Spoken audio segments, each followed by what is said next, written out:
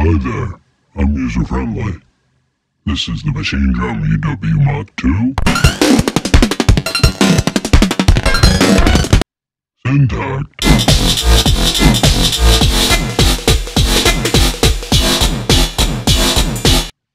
And the Analog Rytm MK2.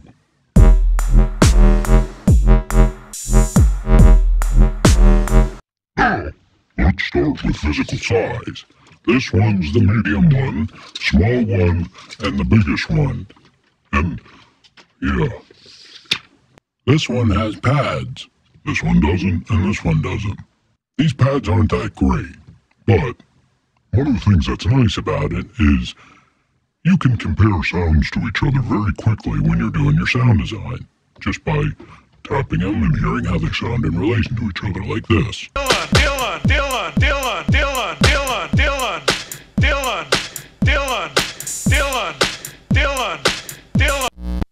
Whereas the Syntakt, you have to, do the track thing, like,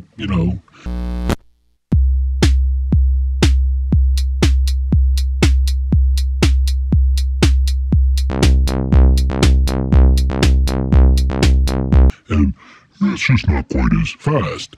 The Machinedrum, that's got this knob that's really quick in a lot of ways, and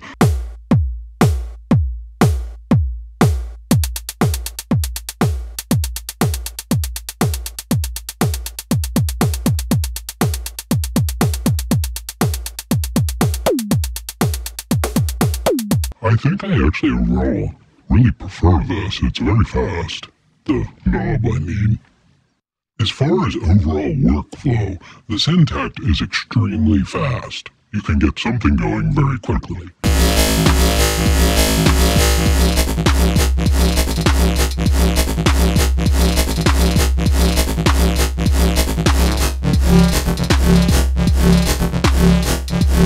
It might not be something quite as interesting as you could have on the Analog Rytm.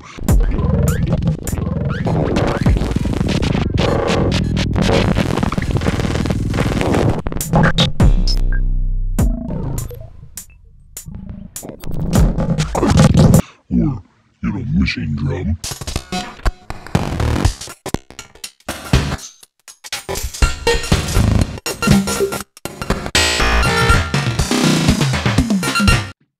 As far as the experience, working with each box, Analog Rytm to me seems to be the most professional. Everything that you would want to do, you usually can. There's no sort of sample slicing or chopping like there is on the Octatrack or the Digitac, but if you think about it, that's not really what it is. It's not a sampler, even though it says it right there. And it can sample, it's not a sampler per se, it's a drum machine per se. It's like a fire engine, but a drum machine. Now, Syntakt, I would say, is just more fun immediately than Analog Rytm. As in, when you sit down with the Analog Rytm, you'll have to kind of coax it a little bit to get things going, sort of like you do with the Analog 4. The Syntakt, you can almost immediately just start, adding trigs and locking stuff, and it's going to sound really good right off the bat. The problem is it's almost always going to sound like Syntakt. It really takes a lot of work to make it not sound like Syntakt, and even then, you can still kind of recognize it as Syntakt.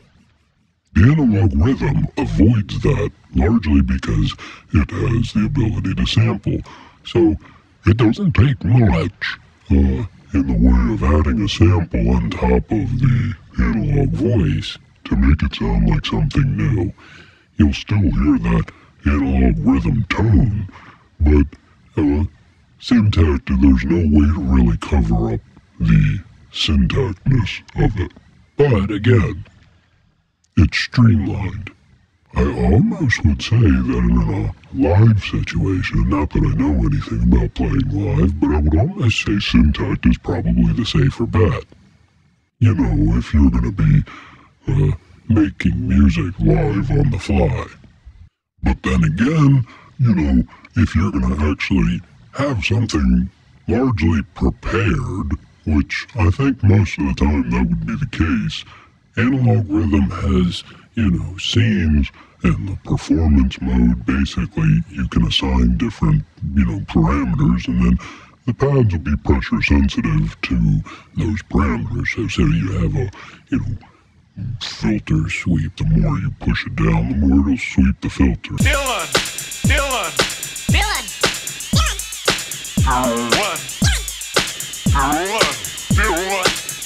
And then the scenes, they're kind of like parts on Octatrack. So you have your scene where, the snare has Dylan! Ooh, son of a bitch. You get the idea. So, in a live situation, that's actually, I would say, much more valuable than these things down here. I don't even use those that much, but basically they're kind of the same idea, I guess.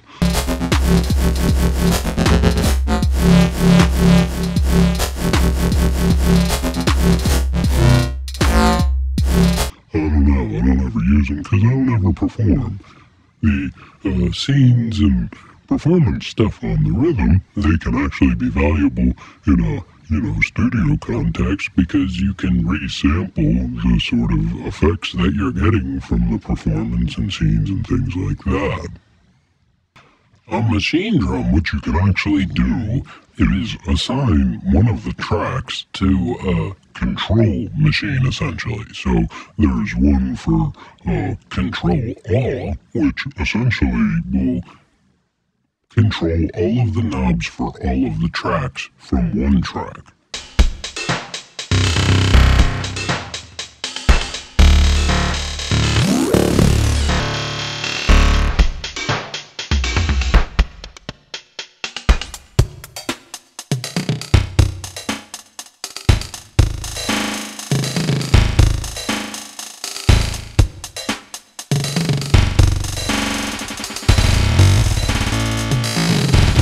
There's also a control 8, so you can select 8 parameters from wherever on the drum machine and control them from the knobs. It's very similar to like CC mapping or something like that.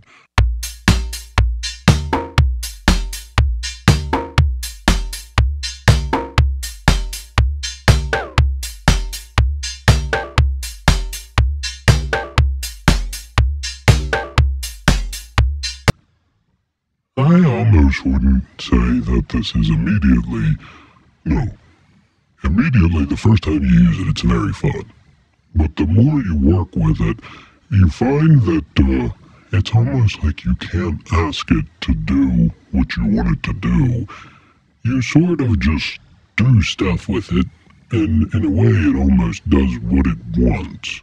I don't really know how to explain it. Syntakt, you say, I want a techno beat. You will get a techno beat.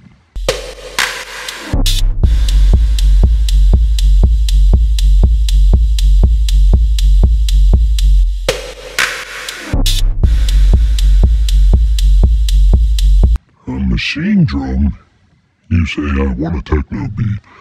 And at first you'll have it.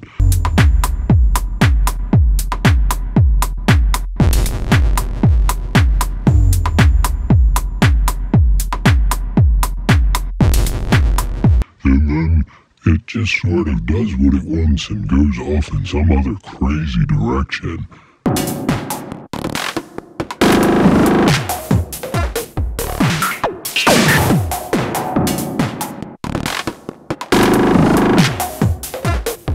Some of that is because of how complicated it can get.